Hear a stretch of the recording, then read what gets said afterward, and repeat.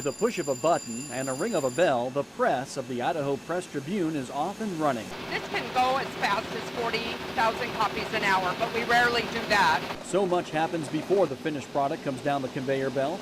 2,000-pound rolls of paper have to be moved into place, and metal plates that hold the words and pictures have to be loaded in.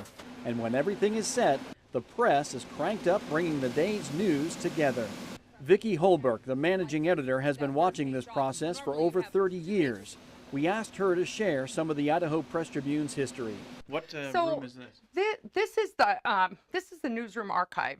So this doesn't have all of our archives, but it has some of the most important things that we have. Old crime stories fill the filing cabinets, and hanging on the walls you'll find the Desert Storm edition, plus another very important framed archive. The day that we actually went from January of 1980, Right.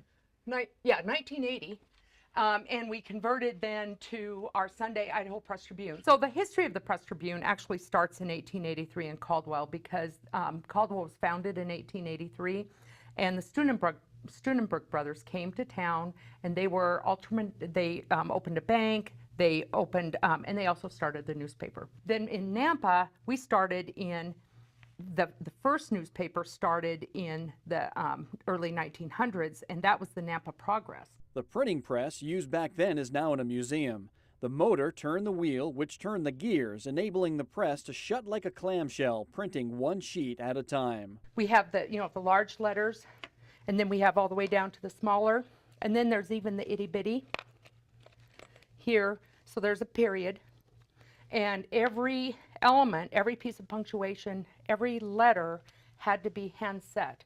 Today, technology has opened new doors for producing newspapers. So now we're coming into our production room, and this is where the newsroom will send plates directly to the computer-to-plate processor. The rest is up to the press. Vicki, why do you love your job? Why do you love this business? I think because every day is a different day, and I think also because we are producing history. And when you think about how you can go back and look at the history documents that are based on much of the news that was published so many years ago, I think this is the heart and soul of it in some respects, because without the press, we don't get out.